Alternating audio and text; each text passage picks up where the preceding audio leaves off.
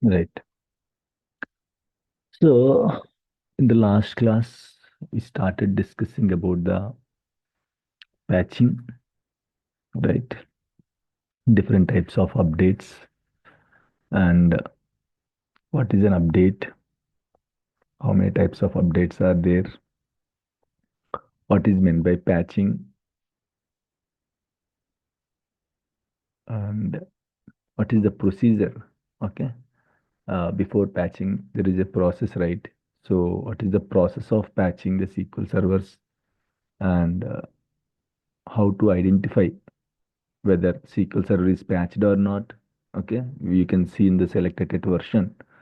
When you run selected version, it will tell you the build number even with the patch update also. If it was patched, it will tell you RTM and the patch number like CU1, CU2 like that.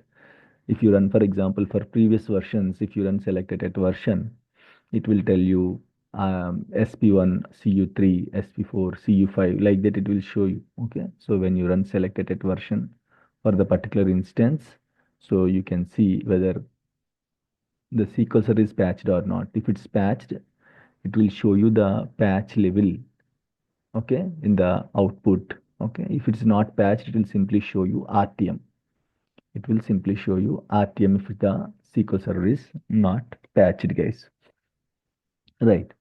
So the process, like what process we will follow, and approvals, and sending an email to the customer, getting approval from the customer, raising a change request, representing the change request in the cab. Okay, all these things we discussed in the previous session.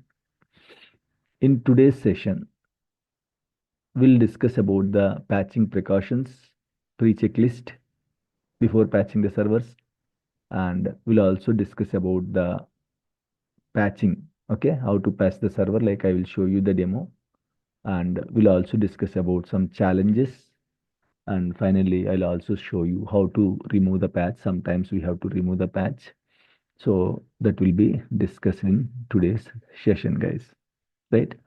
So now let's first discuss about the patching precautions. Okay, so once these precautions are done, then we can go ahead, download the update, copy the update to the server, and we can patch the server. Patching, it don't take much time, and the patching is very easy.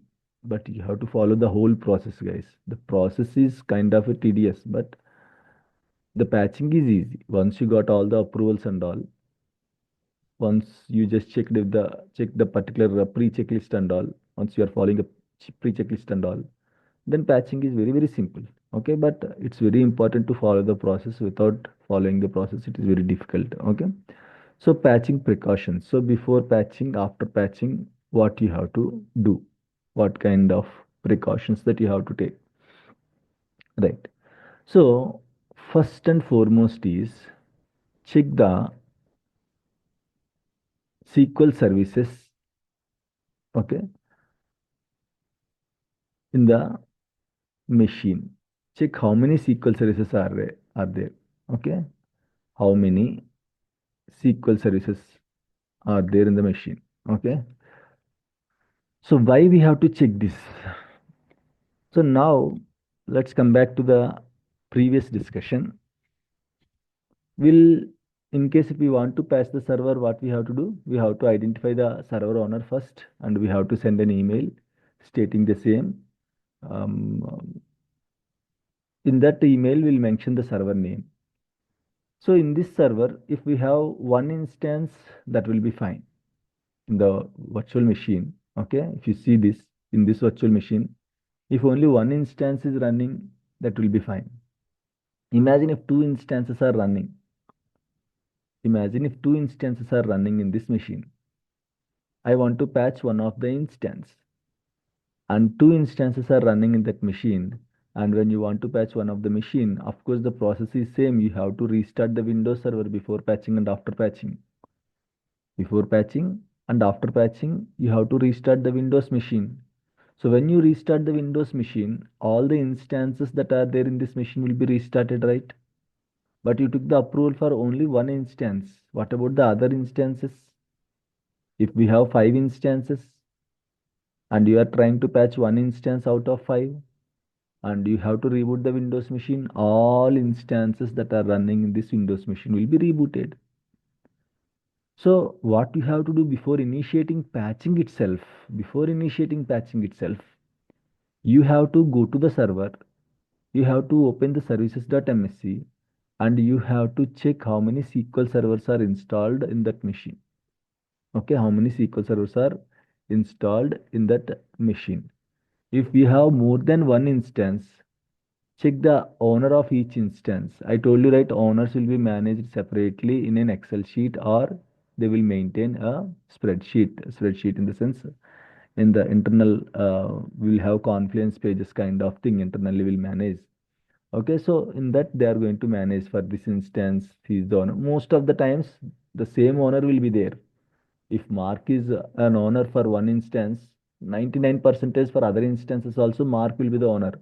But you have to let Mark knows that the other instance is also going to be impacted. Are you getting the point, guys? You have to know, you have to inform to Mark that, hey, Mark, I can see these are the other instances installed in this machine. So we have to reboot the Windows server before patching and after patching. So these instances also going to be impacted. Mark can be a manager. Mark can be a director. So he cannot go and check how many instances are there. Mark is server owner for 100 servers. So he cannot go and check every server how many SQL services are there. So it's our responsibility to inform to the Mark, hey Mark, we have around 5 instances in this machine. So when we reboot the machine, all the 5 instances will be rebooted. So please approve the same. So when you send this email, if you let Mark knows the same thing, then Mark also will take care of his side, like application side, any changes he has to do, he will take care and he will inform to the users. Okay, like when you see, sometimes you will get a notification net banking is not available. Okay, Saturday night 2 o'clock to Saturday morning 4 o'clock, please don't do any transaction, like that. You'll get a notification, right? You are the user for that application. As they are doing some maintenance activity on the net banking servers, sometimes you might get these messages. Okay, so they informed you properly. They informed you that, okay, maybe maintenance tasks are going on Saturday night 2 to 4 o'clock. So that's why, okay, they sent an email notification saying, stating that don't use this application from 2 to 4 Saturday night. So like that, Mark also will inform all the users who are using the application, hey, DBA team is patching the servers from Saturday night or Friday evening 8 p.m. to 12 p.m., 12 a.m. So please don't use the servers. Like that, he has his own background work. So for that purpose, you have to let Mark knows, or you have to let the business owner knows how many instances are there, and let him know, and let the user know that all the instances are going to be restarted when you restart the Windows machine. Okay. So for that purpose, you have to check how many SQL services are up and running in that Windows machine. That is the first checkpoint. Okay. How many SQL services are up and running? Up and running. Okay. In the machine. So you have to take the approvals for all the instances, guys. Is it clear? The first pre-checklist, everyone.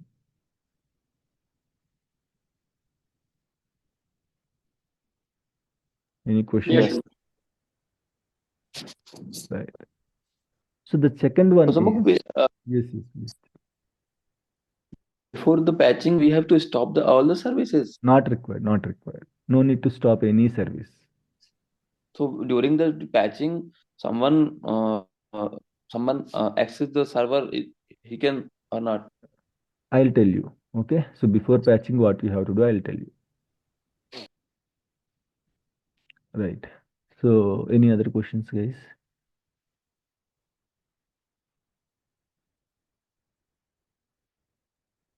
Fine. Okay. Now, what is the second checklist? This is very important. Check how much free space is there in the C drive of the server. Okay, you have to check the free space in the C drive. So why we have to check the free space in the C drive? How much free space should be there to proceed? So this is also very important. Minimum 3 GB free space should be there in the server, not your laptop. Again, I'm saying not in your laptop, in the server C drive, especially in the C drive, you should have minimum 3 GB free space, minimum 3 GB. Okay, worst case, at least 2 GB free space should be there. So why like that? Why we need minimum 3 GB or 2 GB? When you are patching the SQL Server, all the existing supported files, the DLL files, RLL files, dynamic link library files, resource link library files, MSI files, Microsoft installer files, MSP files, the supported files versions like the extensions will be .dll, .rll, .msi, .msp. These are all the SQL Server supported file extensions, guys. So when you are patching, it will take a backup of these supported files and it will keep it in the C drive. So if you don't have, that is the step one, okay, in the patching, okay, but we are not going to take any backup. When you initiate the patching, automatically it will take the backup of the supported files, okay. So for the safe side, what it will do, it will take a backup of all the supported files, okay, and it will keep it in the C drive. Once that process is completed, then only it will go for the patching. It will replace the files with the new files. See, patching is nothing but replacing the affected files with the new files. That's it. With the new code, Microsoft will design, for example, if 10 files are there, out of 10 files, they might want to do some changes in one file. Okay. For example, some SQL core.ini file. Okay, SQL core.msa file they want to change. Some logic they want to change. So what they will do, they will change the logic and they will release the new file in the new update. So when you patch, what will happen? The old file will be replaced with the new file that they are that they already designed. That is how the patching is internally. So they are going to replace the existing set of files with the new modified files. That's it. Patching is nothing but they are going to replace the existing files with the modified files. Replace it. So that is what actually patching will do. So here, while patching, it will take the backup of all the supported files, okay, of the SQL Server, and it will keep it in the C drive. So if we don't have enough free space in the C drive, the backup will be failed. If backup is failed, it cannot proceed to the next step. Simply, it will throw you an error of patching is failed. Okay, so that's why minimum 3 GB free space should be there in the C drive, guys. Okay, minimum 3 GB. Worst case, if you don't have 3 GB, worst case at least 2 GB free space should be there in the C drive. What if we don't have free space, Shanmukh? Contact Windows team. Tell them that there is no free space in the C drive of so and so machine. Ask them to extend the drive. They are going to extend it for you. Okay, so once they did it, then only you have to proceed to the patching. Don't take the risk. Okay, so if it is less than 2 GB or less than 1 GB, so the patching will be failed. Again, you have to do the same troubleshooting and you have to waste your time. And also before itself, if you contact anyhow, less free space in the C drive means it will be a problem to the OS also. So contact Windows team, ask them to extend for 10 GB, 20 GB. C drive, right? C drive, you don't need much space. Okay, just 10, 20 GB is enough or 25 GB is enough. So ask them to extend the drive. Okay, and then they will extend the drive. And once it's finished, they will update us. Then only we are good to proceed with the patching, guys. Clear? Is this clear, everyone? So we need minimum 3 GB free space in the C drive to proceed for the patching and all. Right. The next important checklist is this is very important, guys. These are all very important. If you miss these things, you might get problems while patching the SQL server. This is what I faced during the patching of the servers. Okay, these are all the points that I'm just collecting. Is now I just faced all these issues in the production environment. Okay, and in the office, like when I'm patching the servers, these are all the issues. So to avoid those issues, what are the troubleshooting steps before itself? If we check it, we can avoid the issues and the patching will be smooth.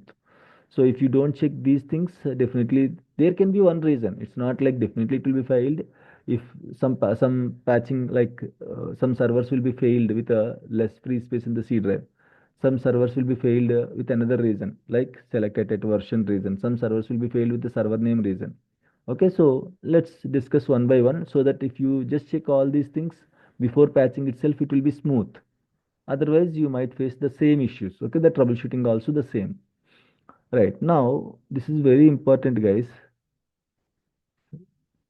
Check the SQL Server version and bill number in the object explorer and in the query results. Make sure they both are same. Okay. Now let me explain this point. Let me connect to the SQL Server first.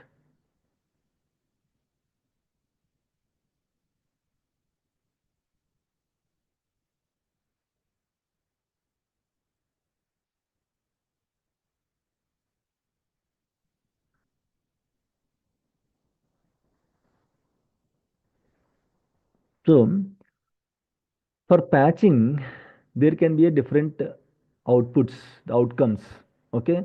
Either patching will be completed successfully or patching will be failed.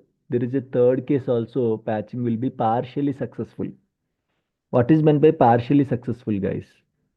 What is the meaning of partially successful? 50%. Okay. So The partially version successful. has been updated. Yes. Okay. Partially successful means we have many components, right? We have database engine, replication, we have full text, we have client tools connectivity, client tools backward connectivity, SQL client connectivity, SDK. So these are all the components will be installed when you install the SQL server. So partially successful means few components will be updated, few components will be failed. That is called partially successful, guys. So the patching should be fully successful. It shouldn't be partially successful. Sometimes database engine will be failed and all the shared components will be updated. Sometimes database engine will be updated and any of the shared components will be failed. Okay, guys. So that is called partially. If the components are not updated completely, if all the SQL components are not updated completely, that is called partially successful. If the patching is partially successful, it's not good. You might get application side issues. Like application side, they might face some issues. So the patching should be fully successful or it should be fully failed so that next time we can troubleshoot the issue and then we can fix the issue and then we can again patch the servers. Okay. So there is a third scenario also that is called partially successful. There is a chance that SQL servers can be partially successful. So in what scenarios it will be partially successful, guys, I'll tell you. So when you are connected to the SQL server, here you can see, okay, when you just connected to the instance, here you can see the bill number. And sometimes when you run select at version for the same instance, you can also see, okay, you can also see a bill number. You can find the bill number in the object explorer beside the instance name. You can also find the bill number in the select at version output. Okay, in the select at version output, you can also find the bill number, guys. So the number should be same. If it is 15.0.2000 something is there in the object explorer, in the select at version output also the bill number should be same. In what scenario it will be different, guys? If the SQL server is partially successful, the patching of the SQL server is partially successful, in that scenario, okay, in that scenario, you can see different numbers here. I'll show you. Okay, don't worry. You'll get an idea. You start this 19 as well.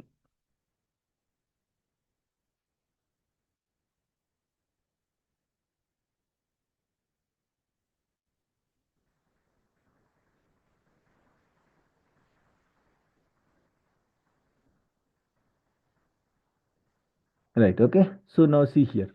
What is the number? 15.0.2000.5. This is Object Explorer. So the bill number in the Object Explorer, and when you run select at version, you will get a bill number, right? So both should be same.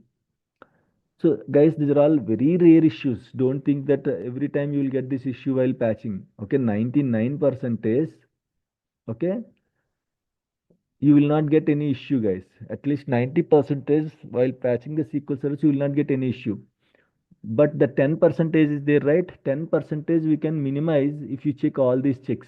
There is a chance that sometimes SQL service will be partially successful. The previous DBA who handled this patching, he might not close that properly, he might not fix that properly. So next time when you're patching, you might get the same issue. Okay, so that's why it is always good to check all these things properly. It doesn't mean that every time the number will be different. Okay, 90 percentage there is no issue, but there is a chance that 5 to 10 percentage there is a chance that sometimes this number, whatever you can see here 15.0.2000.5, is different than this number which is showing here 15.0.2005. And I told you, right, in case if the SQL server is patched with any update, when you run selected version, here it will show you the update. If it is patched with SP1, it will show you SP1 CU10. If it is just a latest version, like a latest SQL server like 19, 22, or 17, you can see CU25, CU30, like that you can see update here. If you don't see any update here, if it is showing only RTM, that means SQL Server is not yet patched. Till now, after installation, the SQL Server is not yet patched. If it is patched, you can see the update number here. Some update number SP1 or SP2 or SP1, SP1 CU5. You can see here the update number. If it is not yet patched, simply it will show you RTM. Okay, so now you got the point, right? This number and this number should be same. So in what scenario there will be different, Shanmukh? As I said, if the server is partially successful, if only few components are updated, if only few components are patched and the other components are failed, then here it will show you different number and here it will show you a different number. Are you getting the point, guys, everyone? Clear? Yes, sir. Yes. Right? So what is the solution for that? I'll tell you. Okay, the solution I'll tell you. So this is the one pre-check that you have to check before patching the SQL server, guys. Okay, this is one pre-check before patching the SQL server.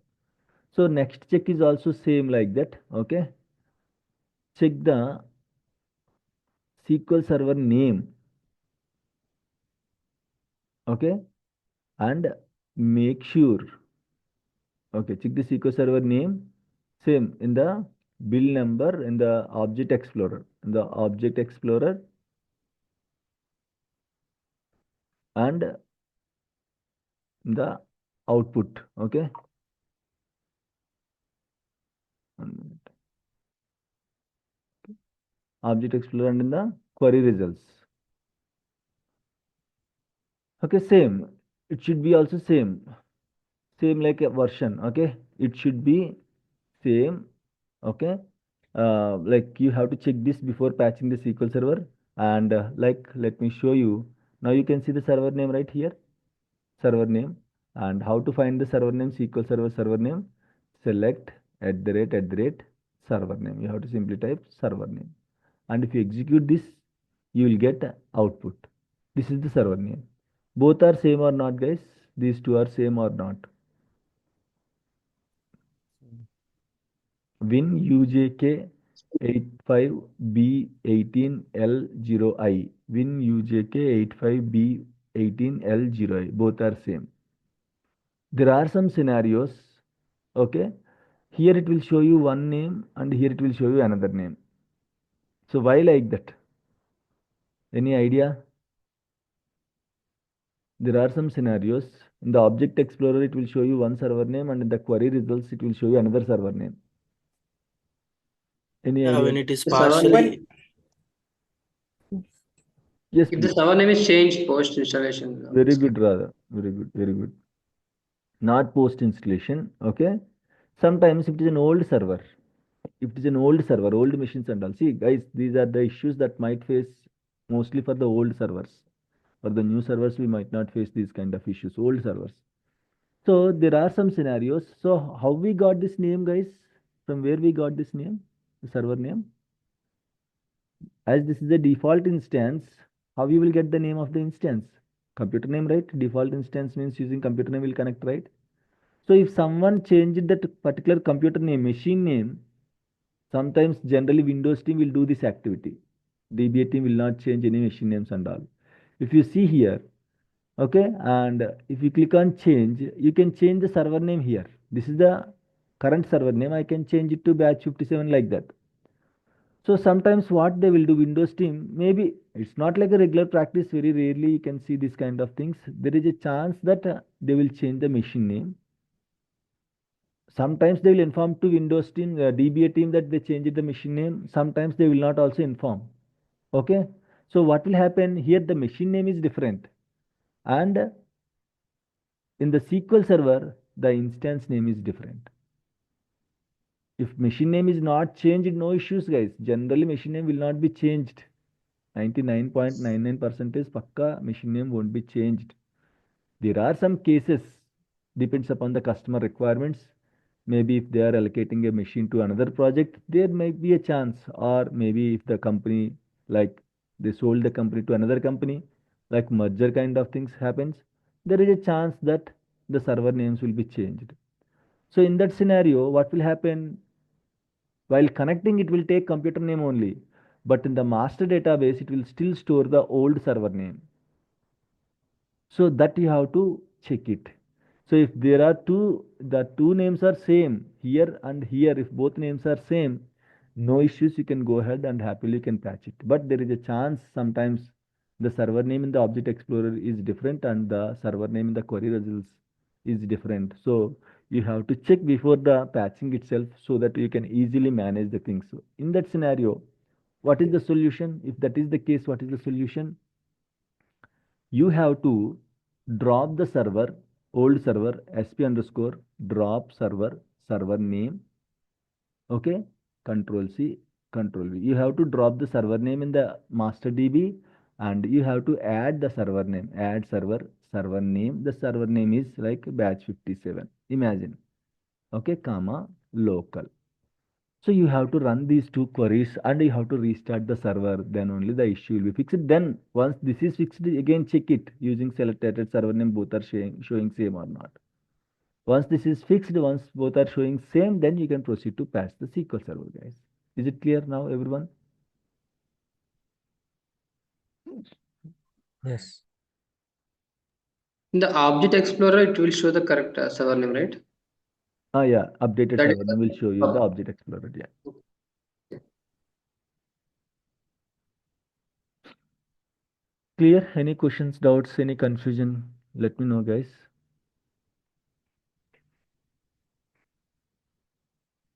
Okay, so very simple. Sometimes the old server name will be there in the master DB, so that you have to change using this command sp drop server. You have to drop the old server name and you have to add the new server name.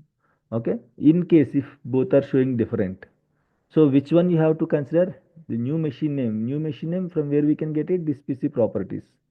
Okay, this PC properties you can get it from this, and you can just copy paste this name here, so that once this is fixed, you can restart the machine and then you can go ahead to patch the servers, guys. Okay, so that is what it says. Okay, check the server name, check the SQL Server name in the Object Explorer and in the query results. It should be same. If not same, okay, please use the below queries to fix it. Okay, let me copy paste these two.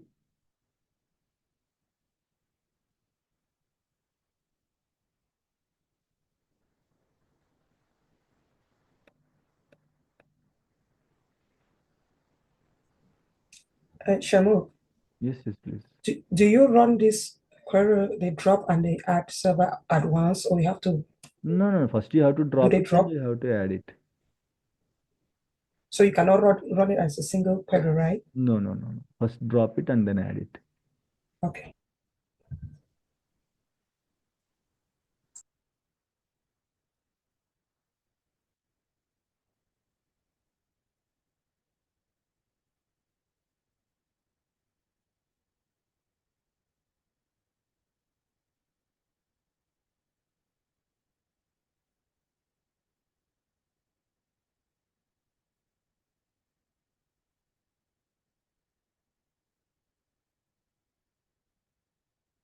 Sir, what is that comma local? It has to be updated locally. Local in the sense, see, while connecting to the SQL server, you can give the server name. You can also give the other ways. Okay, you can also give the other names. For computer name is also having other names. See, each person will have two, three names, right? Normally, your legal name is different. In your home, people will call you with a different name. Your friends will call you with a different name. Your official name is different. So like that, computer name is also having multiple names. You can connect to SQL Server using just a dot. You can connect to SQL Server using just a Local. local. Okay, you can also connect to this using, just keep it in the quotes. Local means it's representing the computer name only. Okay, local, just local. By just giving local, you can also connect to SQL Server. You can also give local host also, local host. So these are all different. That doesn't mean I have 4 instances here, only one instance we have.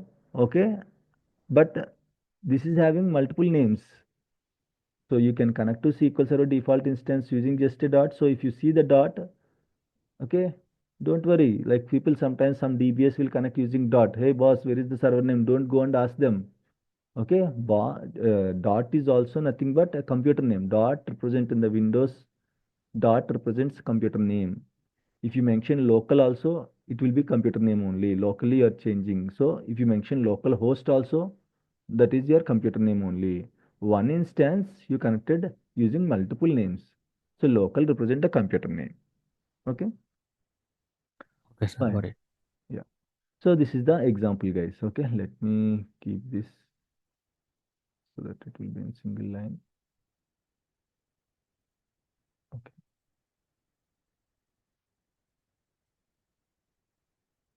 Okay, fine. Right. So that is one more check that you have to check before patching the SQL Server. Fifth one, check all the databases states, okay, before patching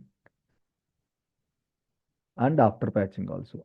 These are the same checklist, for no need to check all the things, but sometimes you have to check after patching also. Okay, right. So you have to check all the database states in the SQL Server before patching. How to check all the database states? You can use sp underscore help db. Okay, you can use sp underscore help db and you can execute. You can see. Okay, so guys, sometimes let me disconnect all this. Disconnect, and disconnect. Expand this and the databases. See, some of the databases will be, sometimes if we have 10 or 20 or 50 or 100 databases, sometimes all databases will be online. Sometimes some of the databases will be offline. Some of them will be online. And sometimes some of them will be read-only mode, single user mode. Okay. So different modes will be there, databases. No need to change. Keep it as it is. So the thing is, our aim should be, before patching, how the databases states are. After patching also the same state you should carry. Before patching, if out of 10 databases, if 2 databases are online, if 2 databases are offline and 8 databases are online, after patching also same state should be there. So this is very important. Why? Because I'll tell you, sometimes very old servers we will handle. So the users will not so regularly they will connect to the SQL Server. Rarely, if they have any issues, they will connect and they will work. They don't even observe also. So what we will do, we'll send an email to the users before patching the server. So after patching, imagine the same server, 8 databases are online and 2 databases are offline. After patching, they notice that 2 databases are offline. Actually, these databases are offline before patching itself, but they didn't notice it till now. When we asked to check them, hey, server patching is SQL Server patching is finished successfully. Please check and validate from the SQL Server side. What they will do, they will do all the things, whether all the databases are up and running or not, online or not. They will check it.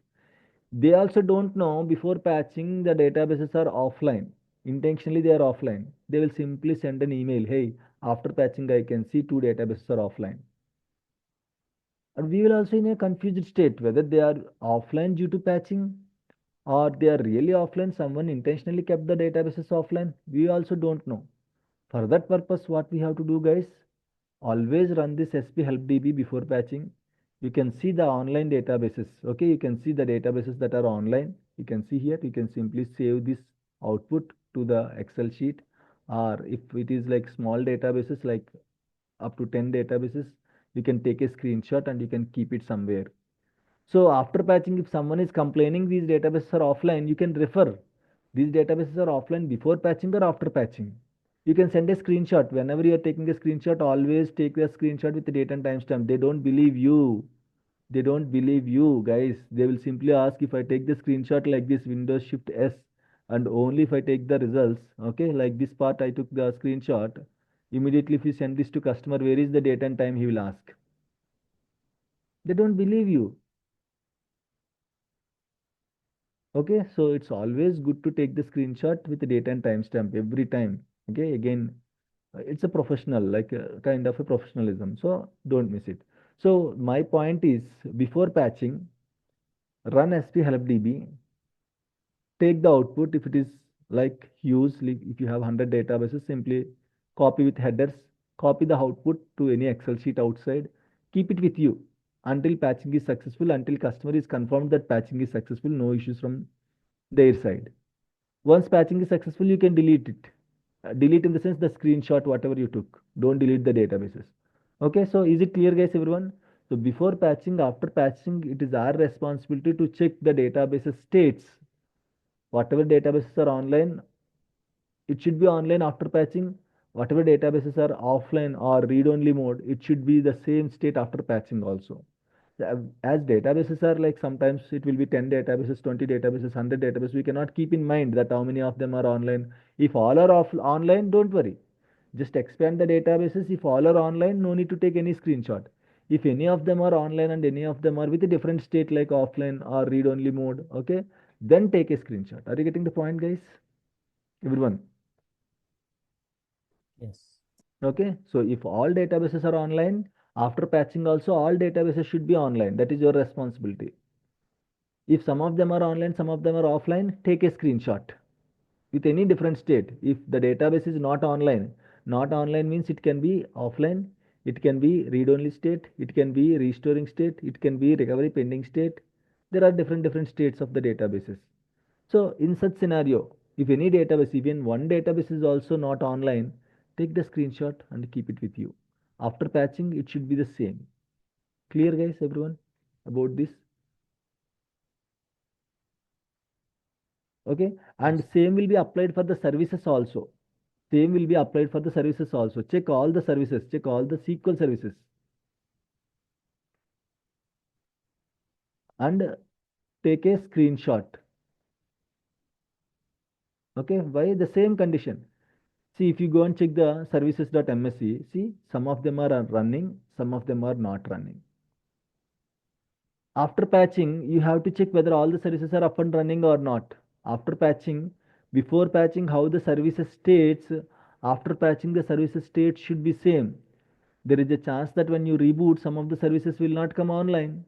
So if you have multiple instances, like 3 or 4 instances, you will have multiple services. It is difficult to remember which service is online, which service is not running.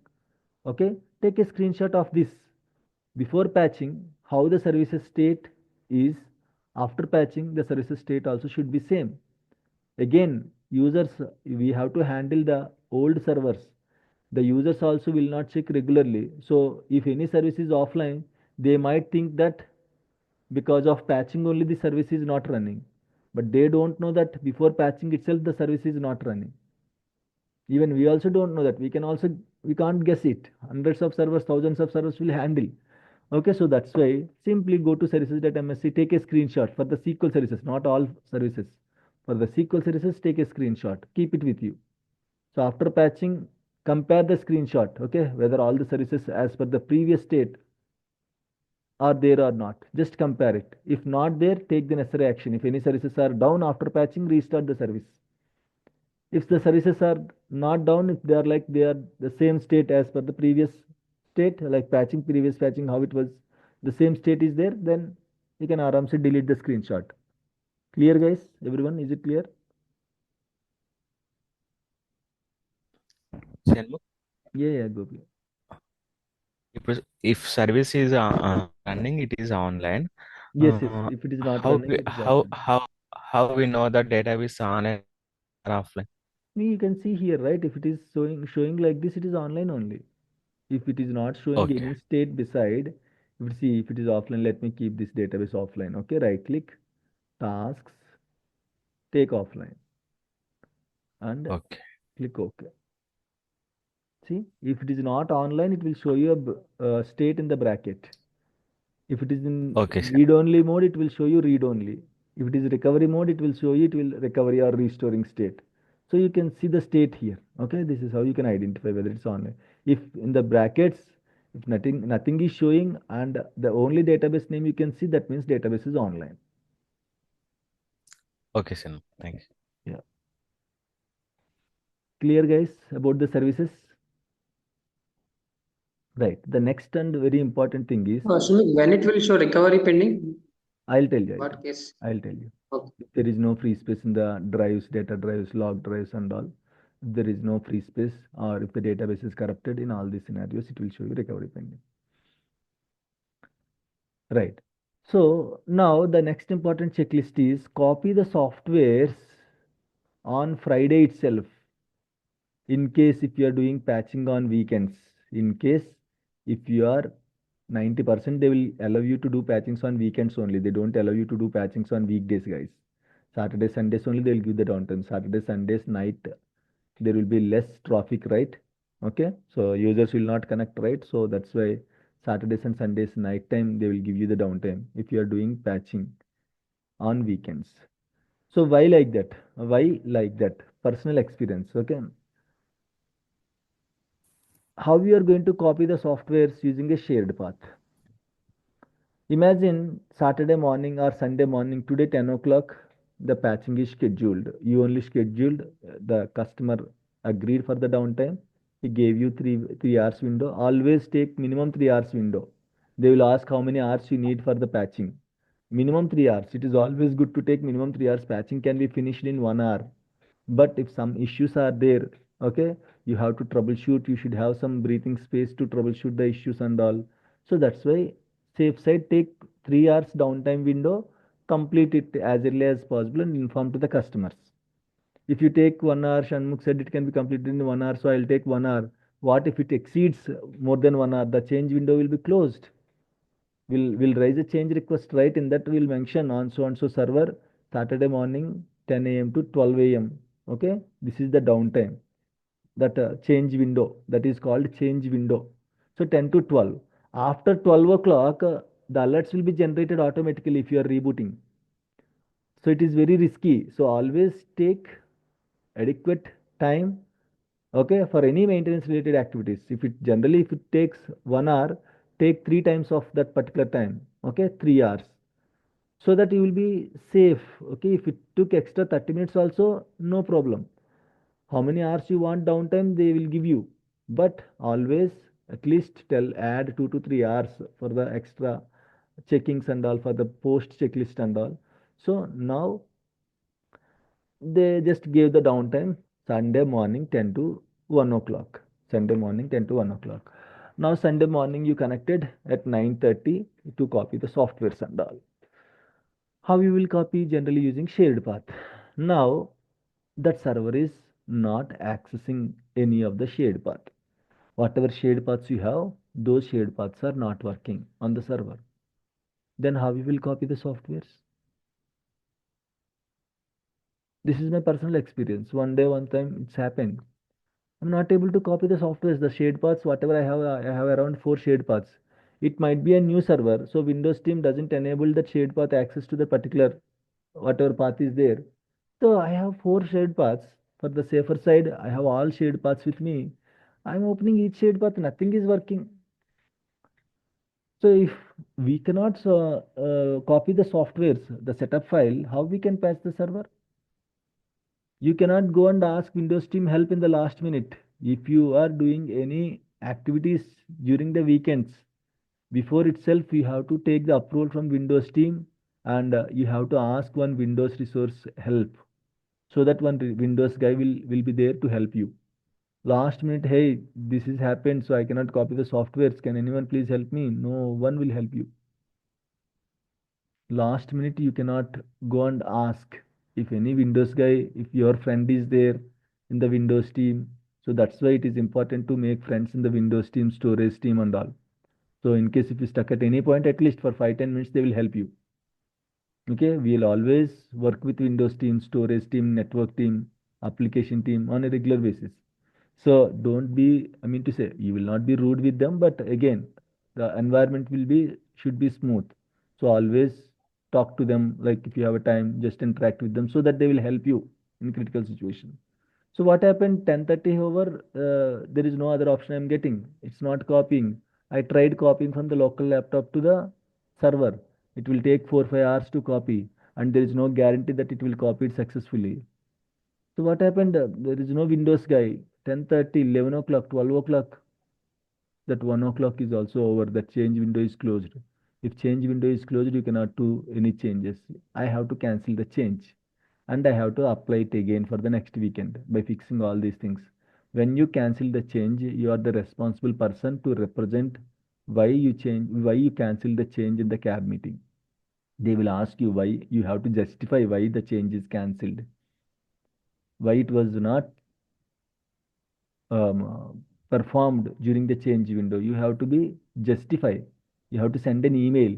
If you send like this, I'm unable to copy the softwares, then definitely they will scold you. So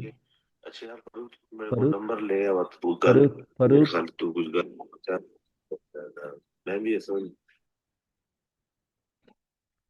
so that's a big problem in that scenario. Again, they will ask you only that is your responsibility why you didn't check it on Friday itself.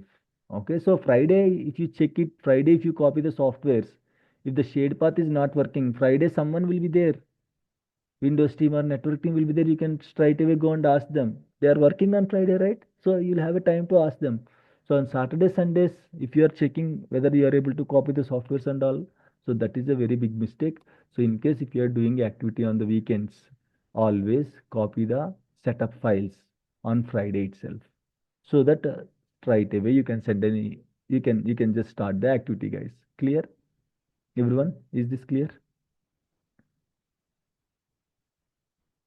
Any questions, Yeah. doubts? Who download the software in the I'll tell shared you. path? I'll tell you. I'll tell you. Okay. So generally, your lead or manager or any senior resource will download it from the Microsoft website and he will keep it in the shared path. Generally, you can also download it. It's not like they only have to download it. You can also download it and you can contribute. You can just okay, whatever updates are there, you can download it from the Microsoft website and you can keep it in the shared path. So it is our responsibility also. It's not like only a lead will do, so that you have to wait until lead is going to be downloaded. Nothing like that. You can also download the setup files. Patch files you can download, but SQL Server software and all, you will get it in a different way. Like that, there is a different option to get it. So they are going to buy it and then they will have their own repository. From there, we will get SQL Server setup files. But patch files, anyone can download. Make sure you are downloading a proper setup file and then you are copying it to the shared path. So you can do that. Okay. Any other questions, guys, we have?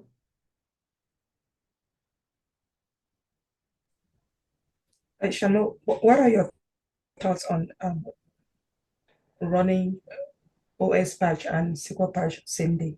See, OS patch is completely different. Okay. So every software No, will no, have I'm asking what are your thoughts if they wanna do it together? If the same time. Windows team That is not recommended. First thing, that is is not not recommended. recommended. Okay. Not recommended. Why? Because Uh, Windows side they will have their own challenges. SQL side they will have their own challenges. Who knows? In case after patching of Windows, if SQL is not compatible, imagine it's not like that 90% is. But imagine if you are facing a new issue, there is a chance that we can do that. It's not going to block you during Windows patching itself. You can also patch SQL, so it is not going to block you, but it might create some issues maybe in future or maybe during the SQL patching. So that's why it's not recommended. Generally, we will not do like that. It's not a recommended practice. And Windows patching, generally, they will go for the automation. Okay. Every month or every 2 months, they will automatically patch the Windows servers. SQL patching also we can go for automation, but we need lot of approvals from the customer. All the customers have to approve for the same downtime. But Windows side, organization can take the decision. Users cannot take the decision. Windows side, if organization decides that okay, every month, third Friday, all the Windows servers has to be patched or updated. If organization decides, automatically every month, third Sunday or third Saturday, it will be patched. But SQL is not like that. You have to take the approvals from the customer. Customer has to approve. Some customers they will approve this week, some customers will approve next week. So you have to take the decision. So that's why You can see feasibility wise, you can still do both the patchings at a time. No, nothing is going to block you. But what I can say, it's not a recommended practice to do both Windows and SQL Server patching at a time.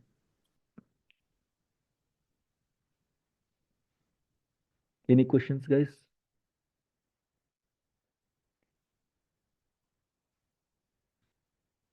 Okay, check the jobs. Windows patch also we need approval, right? They are going SQL to will need. be. Oh, They will talk to again. Mark is there, right? They will talk to the Mark. So mm. the server owner, see whatever softwares you are using, server owner means any either Windows or any applications that are there in the particular machine, server owner is the responsibility. If you are patching a SQL server, we have to take approval from the Mark. Example, if Windows team want to do something on the machine, again they have to send an email to Mark. If network team they want to do something, again they have to send an email to Mark. So for all the teams, Mark is the point of contact. So Mark is going to take the approval. Mark is going to give the approval. So he knows when the SQL can be restarted. So Mark is going to take the responsibility. So in this scenario, in case if Windows team is also patching, you don't go and check with the DBA team, hey, when I can give the downtime and all. Mark directly can give the downtime to the Windows team. Right. So check the jobs. Okay. Before patching the SQL server, check the jobs. Any jobs are running or not. I'll tell you what is job and all way to check. As of now, we don't have jobs concept. Check if any jobs are running. Jobs are running before patching in the job activity monitor. If any jobs are running, just wait for it.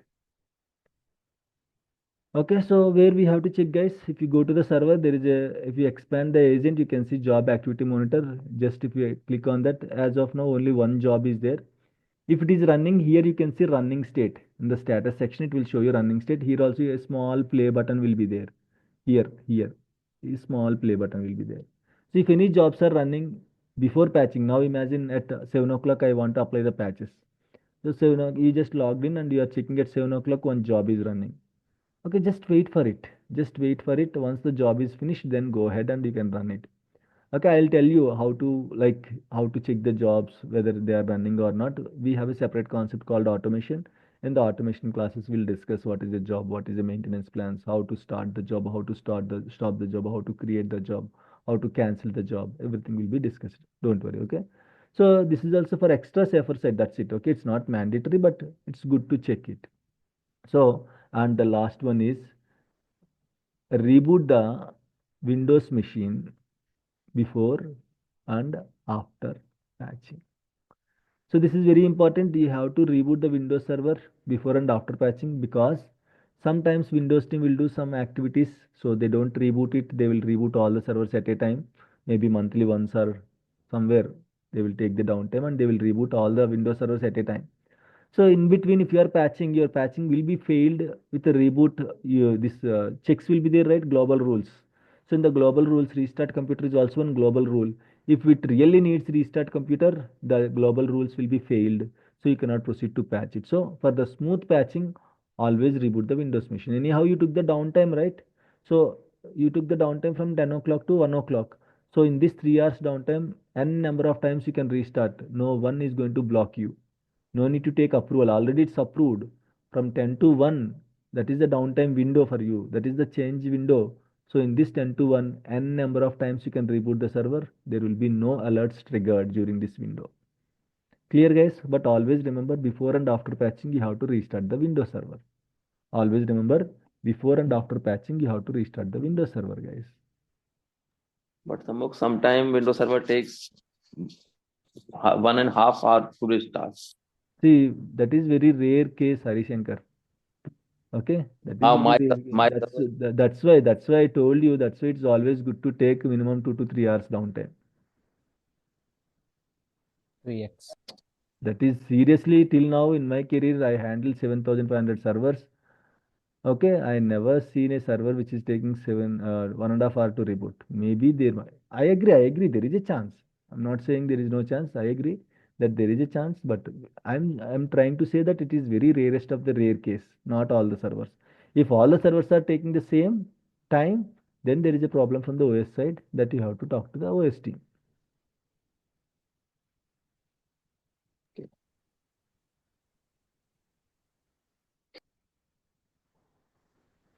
Clear, guys? So before and after patching, you have to restart the Windows machine. These are all the pre-checklist. Some of them are even post-checklist also. Fine. So now we are good, guys. So now what we can do, let's Shamu, download quick the... question. Yes, yes, B. What you don't recommend taking like a snapshot in case we have to roll back? Very good point. Actually, snapshot is useful, okay, for the older machines. Good point. Let me add that as well. Okay. So always prefer to take the VM snapshot. Okay. So guys, this is also very important. I forgot to add this point. Generally, I'll add in every class. So VM snapshot means VM level backup they will take. VM level backup they will take. So if something goes wrong after patching, they will have the whole machine level backup, they can restore it easily. So this VM snapshot, who can take the VM snapshot, guys? Windows team only can take the VM snapshot.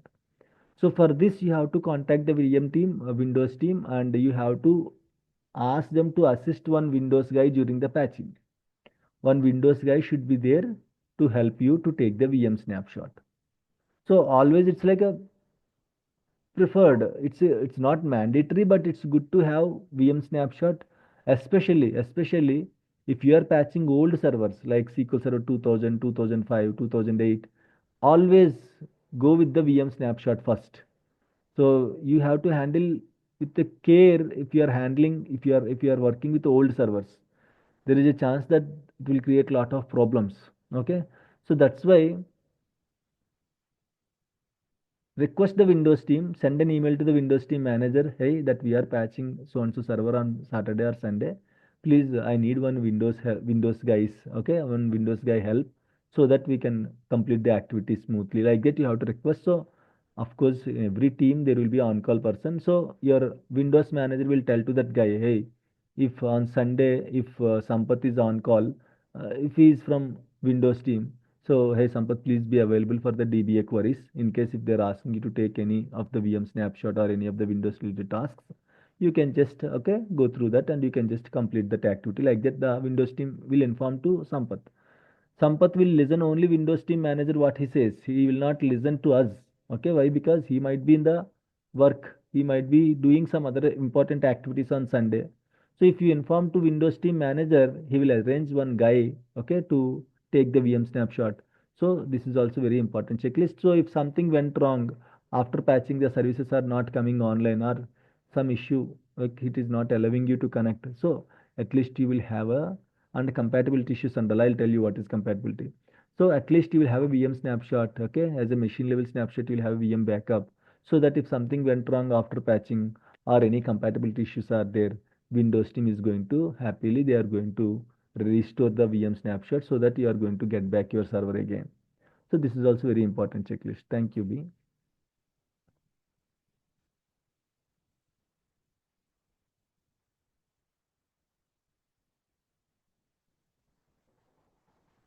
Right? Clear, guys? Any questions, doubts so far? So what about the backup Not before? required. Not required. Backup, if you take, it will take 1 day to patch the server. Some servers can be 2 TB, some servers can be 5 TB. If you take backup for 5 TB database, how much time it will take? Okay, so no need to take any backups of the databases, guys, before patching. If you take VM level snapshot, more than enough. No need to take any database level backups. Okay,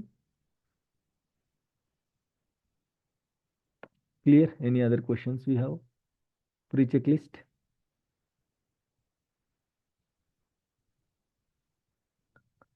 Right, fine. So now let's go and download the update, guys.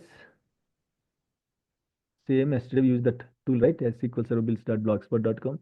Let's go to this blogspot and then I want to apply patches for 2019 and you can see that the CU30 is the latest one. Just click on the CU30 and it was released December 12, 2024. Okay, so you can click on this link, automatically it will be routed to the Microsoft website,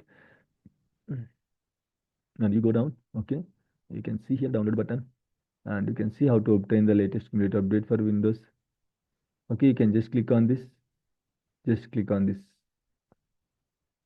and it will just ask English language, something like that, and then you can just click on the download button. It will be downloaded automatically, and once it's downloaded successfully, it just started. You can see here it just started. So once it's completely downloaded, you have to keep it in the shared path if you are downloading it for the first time, or someone already initiated, or someone already started working on patching of SQL 2019 CU30. If it's already there in the shared path, no need to copy. If it's not there, just contribute the update to the shared path so that others can use the same update. So in this way, you can download the updates, guys. Whether it is a service pack or cumulative update, the process is same. Any update, the process is same. Right. Now let it download. It will be generally an update file. Generally, it will be sometimes it will be 800 MB, sometimes 500 MB, sometimes 600 MB. Sometimes they will ask you the size also in the interviews. Okay, in the interviews, they will ask you what will be the update size. Okay, if you said what is the latest update of SQL Server 2019, they will ask like this: what is the latest update of SQL Server 2019, SQL Server 2017, SQL Server 2022? Just remember, try to remember, guys. Okay, any update number, and they will also ask you what is the size of the update. Tell any number between 500 to 800. Don't tell more than 800. Don't tell, I mean to say, less than 500 also will be there. Sometimes 400 MB also will be there. But roughly tell the reasonable figure is from 500 to 800. You can tell any number. Okay. Now, if you see this, this is around 887 MB. This is around 887 MB. So you can tell any number between 500 to 800 MB, guys. Even they also don't know what is the size of CU30. But unknowingly, if you tell 5 GB, 10 GB and all, they knows that any update will not be more than 1 GB. So if you tell, sometimes if you tell 10 MB, no update with the 10 MB size. If you tell maybe 50 MB, no update with the 50. Why? Because spontaneously they will ask this question. We don't know which number we have to tell. So if you tell 10 GB, yes, completely blunder, our HR will get back to you. If you tell 10 MB, okay, that is also a blunder, our HR will get back to you for the update. So if you tell a reasonable number, okay, there is a chance that the update files can be the size of 500 MB to 800 MB. So that, okay, this guy is a genuine guy. Like that, you will get an impression. So for that purpose, you just try to remember this number. Any update, generally it will be 500 MB to 800 MB. SQL Server software file size will be generally up to 1 GB. Okay, up to 1 GB. The latest version set of files will be up to 1 GB. Previous versions 1.2, 1.3 GB also will be there. Okay, so let it download. Now what we can do, so now we are ready. Imagine I want to patch the server now. Yes, Sridhar. Yeah, can I ask a small doubt? Yes, Sridhar, please. Yeah. Here you said before doing the patching activity, Windows team will take a snapshot here, right? Correct. Yeah. In case one of the client not having that much space kind of thing, so take from your side only like that.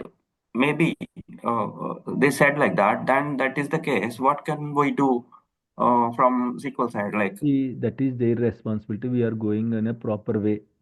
Okay, we are going in a proper way. I don't know whether you faced it or not, this issue, but generally they cannot tell we don't have. If Windows team doesn't have space, who will have the space? yeah, entire server they will take, right? Which server? Entire snapshot means entire server snap. Yes, It yeah, will take. yeah. The entire, that's what. If they don't have space, who will have the space? They should have the Yeah, space first of all. Why? Because if they don't yeah. have the space, see, if they are somehow, if they are not there, for example, if they are not there, no one is helping you. It's a critical system. Hmm. It's a old server. In that scenario, at least try to take the databases backup from our side. But again, it's not a good thing that database is backup. If the server is big, the database size is also will be big. That means it will take a lot of time. And you took the downtime, okay, for 3 hours. In case if your downtime is exceeds backup itself, one database, if it is 2 TB, 3 TB, or 5 TB, one database backup itself, it will take 2 hours, 3 hours, 4 hours. So in that scenario, you cannot waste your time in taking the backups, right? So 99.99 Yes. percentage you have to request them. If there is no space, that is their headache. Okay, so they have to Yeah. get the space and they have to take the VM snapshot. Yeah. And one more question. Sorry. Um, uh, in case they started now, we drop the mail to take a snapshot, and they Okay. started taking the snapshot. It will take 1 hour. Hmm. Suppose I'm saying. Okay. So, um, um, that means up to 1 hour, everything is safe. Hmm. Okay. What downtime That means? is exceptional. You see, that is exceptional. After 1 hour, if something happened, who will recover? That is exceptional. Okay, so Okay. very rarest of the rare scenarios. If something happened, means he, after taking the snapshot, okay, maybe he started taking snapshot at 8 o'clock, it completed 9 o'clock, and 9:15 you started patching. In this 15 minutes, if something happened, Hmm. okay, that is Yes, that is exceptional. my question. Yeah, Yes. that is exceptional. Yeah. That's Yeah. what that is the rarest of the rare scenarios. No, we cannot do anything. Because but they will say like before starting the downtime, we will say that just we are assigning that mail to that Windows team before this time. You people need to take the snapshot. Like that, Correct, we can correct, drop correct. the mail. Hmm. Then after that, like 15 minutes kind of thing is happen between the activity. Then yeah, Generally, 99% nothing will happen, but there is a chance that it can happen. But our responsibility, our Windows team responsibility is we have to minimize the risk. Are you getting the point? that's it. Yeah. So as you are having a snapshot till 9 o'clock, okay, Mm. you are minimizing the risk, right? The 15 minutes you are not going to completely the server is not going to be okay crashed. So if it is crashed, you have a image till 9 o'clock. You can at least recover that till 9 o'clock. So you are minimizing the risk that 15 minutes you are going to waste it. And Okay. data side application also will stop it. We are going to stop, we'll inform the application team to stop the application. So you are not going to get any data. So in case if something happened in between, we can minimize the risk. At 9 o'clock, Stop, that's stopping the application means before taking the snapshot. that can be Um, before or after also. Before initiating patching also it can be. why? Because I'm asking these questions. In the banking side, they are very much particular about the transactions. You know Yes, well. yes, yes, yes, yes. Yeah, that's why I'm asking Yes, see, this. for the best case, you can, for example, if downtime window is started at 8 o'clock, you can ask the application team to stop the application at 8 o'clock itself so that Windows team, no transactions will come. Windows team will Yeah, they will take the snapshot and you can complete the patching. Once done, almost 100% we can recover. assure You that can is the recover. case. Yes. Yeah. Okay. Okay. Yeah. Uh, okay. Sorry. Okay. In case we done after taking the snapshot, we started the what we call this thing patching, but it's not up to the mark, not happening. Something is a mistake is going on, or something is happened, and we can say that just restore the snapshot means um, just entire machine will become. That's it. Correct. Of course, Entire, image that's you are restoring the image, so entire machine will come. all high availability in Till case anything yes, is there. That is for all those things are same state before the activity till start. 9 o'clock. Till 9 o'clock. Yes. Okay. Yeah. Thank you When the guys. process finished Bye. till that time, the server image, how the server is there, like that it will be copied as per the image, completely it will be recovered. Sorry, I took one more No problem. so many minutes. Sorry. No Thank you. problem. No problem. Yeah. Okay, guys. So any questions? Okay. So now what we can do, we can copy the setup file. Okay, we can copy the setup file from the server from your just download my local laptop. So now what I'm doing, I'm just going to copy this setup file. Right click copy, right click paste will work as the server is connected through RDP. If RDP is not working, okay, what you have to do in the server itself directly you can download the setup file. So I'm just copying, guys, and I'm just I just copied and I'm going to the server and on the desktop I can paste it. Or you can create a folder in the C drive and you can paste it there itself. So right click copy, right click paste will work. Okay. In our scenario, in the organization, you have to open the shared path. You have to go to that particular location, copy the setup file, that update, and then you can just simply copy it to the server on the desktop or any on the. If you copied it to the server desktop, copying it to the desktop is not a good thing. Create one folder just in the server itself, in the C drive or any other drive. Create one folder that you can copy to that particular folder. So once the copy process is done, once the update is copied completely, then we can complete all the whatever checklist. Okay, we'll go ahead with the checklist and then we can happily patch the server, guys. Okay, so let it copy. So before patching, what you have to do, you have to do one more thing also. What is that? Before initiating the patching, okay, now imagine at 8:30 you are initiating patching. At 8:30 server time you are initiating patching. Now you have to send an email to business owner, comma, DBA team, SQL DBA team, comma, application team, comma, Windows team, comma, alert monitoring team. You have to send an email to all these people. What you have to send an email? You have to represent Mark only. Hi Mark, as per the plan, we are initiating patching on, what is the server name?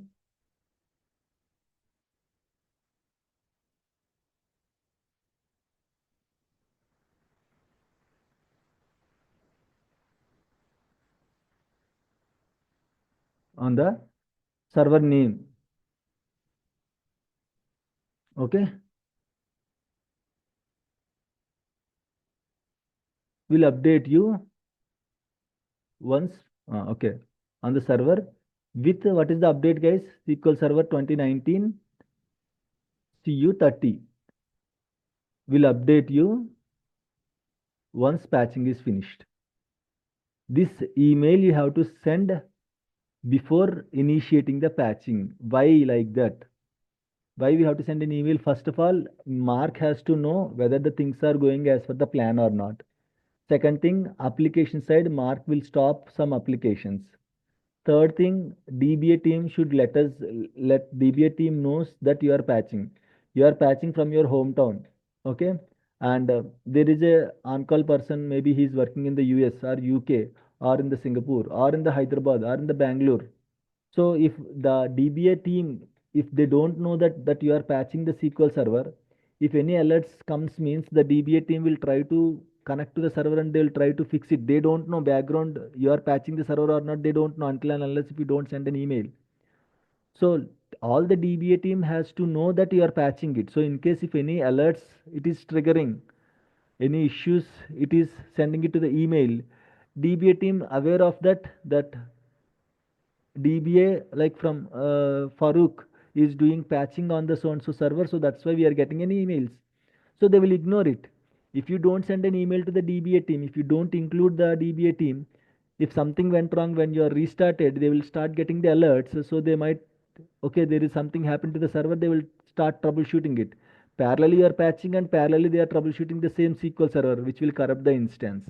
So if you let the DBA team knows that you started the patching, no other DBA team will touch until you are going to send a success message or completion message after the patching. So this is important to include DBA team. App team, they have to do something from their side, so they have to let them know that you are patching. Windows team, as you are rebooting the Windows machine, Windows side alerts will be triggered Windows side. If you reboot the Windows server from Windows side also alerts will be triggered. So they will also knows that DBA team is patching the server. Alert monitoring team is very important team. They will ignore, they will suppress your alerts. So that alert monitoring team is one team that if any new alert comes, suddenly the server is down, they will see who is the server owner. They will call to the server owner, alert monitoring team or service desk team. They will directly call to the server owner. They will directly call to the DBA team. Hey, the so and so server is down. Please take care of it. They will raise an incident. So if you let them know that you are patching, okay, that is expected. While patching, servers will be rebooted, so they will also ignore the alerts. For all these reasons, you have to include everyone in the mail, and you have to send an email that you initiated the patching. Clear, guys? This is very important. So before initiating, you have to send an email. After initiating also, you have to send an email. Hi Mark, so the patching is successful on win something server name, and it was successfully upgraded with the latest update CU30. And please check and let us know if any issues are there from the application side. If not, we are going to close the change request. That message you have to send after patching. So these are all the things you have to keep in mind, guys. So this is what the patching exactly. Remaining process is simple. See, it will be very simple patching the SQL server. You will get the update, right? It is still copying, okay? And then, oh, what happened? Okay, let me copy it again. We will do one thing. We'll directly copy to the folder, guys, instead of desktop. Control Shift N, SQL updates, and paste it here.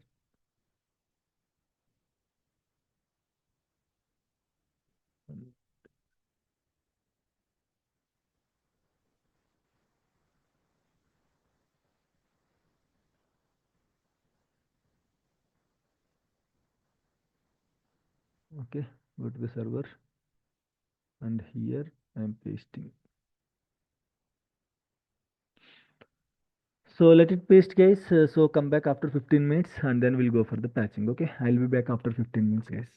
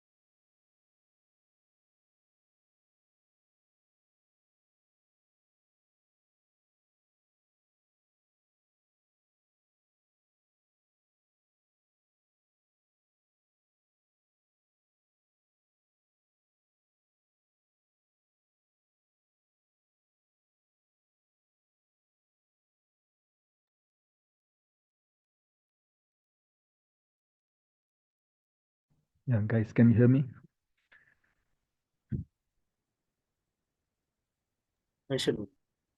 Yeah, hi. Right. So now, I didn't stop it recording, right? Okay, fine. So what we can do now, so I just copied the patch file, guys. This is the update. Okay, I just copied it to the server. So we can straight away, as we took all the precautions, we discussed everything. This is what exactly the patching is. Okay, patching is simple, but the process, as discussed, you have to follow the process. So this is what exactly the patching is. So now what we are going to do, right click on the setup file, run as administrator.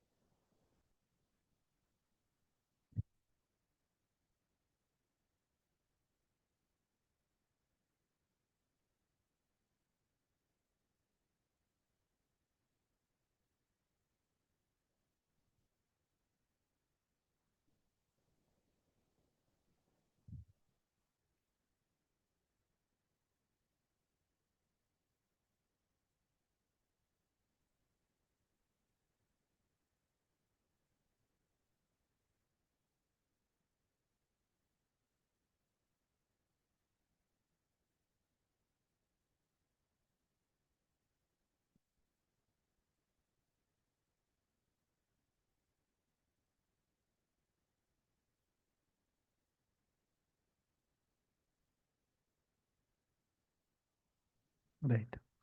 So show details, as I said earlier, okay, the restart computer check. In case if you don't restart, what will happen? This check will be failed. If any of these global rules are failed, any one check is also failed, the next button will be grayed out. It will not allow you to go to next. So in case if restart computer and all is failed, you have to simply restart the Windows machine and you can try again. But again, for the smooth finishing, for the smooth patching, you have to always restart the Windows machine before patching and after patching. Okay, so let's go to next. So I accept the license terms. Next, and see here, instances. Actually, I'm having two instances in this machine. Okay, one is default instance, second one is named instance. Both are not yet patched. Okay, both are not yet patched. So in case you want to patch both the instances, you can do that. At a time, you can do that. Okay, you want to patch 2019 default instance and 2019 named instance. Both are at same level, 15.0.2000.5, 15.0.2000.5. If you want to patch both at a time, you have to first take the approvals, remaining all the processes are common. Here you have to select both the instances, so that you can go to next and finish it, patch it, so that both instances will be patched at a time. Okay, of course it will patch one by one only. It will initiate first, it will patch default instance. Once that is finished, it will patch named instance. If you don't want to patch the other instance, simply unselect this one. Or if the other instance is already patched, this will be grayed out. You cannot allow you, it will not allow you to select or deselect the option. Are you getting the point, guys? How to select, how to patch multiple servers? Okay, so if they are not patched with the current update, it will be eligible instance. If they are already patched, you cannot see, I mean to say, you can see that instance name in the list, but it will not allow you to select or deselect, guys. Okay, clear? Yes. Shanmugh, patches is not for the server level, instance level. Instance level only. Oh, okay. I thought server level. No. Windows patch, that is different, guys. Windows level patch is for Windows machine level.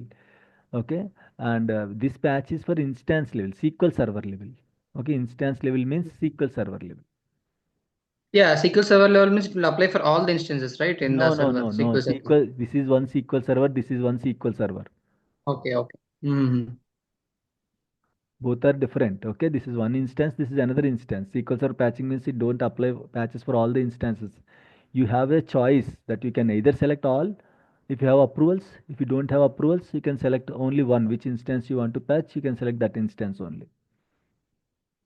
Okay, of course, shared components will be automatically patched. With one instance also, shared features will be patched. Go to next. Guys, is this clear how to select multiple instances during the patching? Right, so this will check any files are in use in the background, so no issues even though files are in use, as we already took the downtime. You can simply go to next, or you can wait and see, okay, if anything is there, but in this screen we don't do anything, no intervention required. Okay.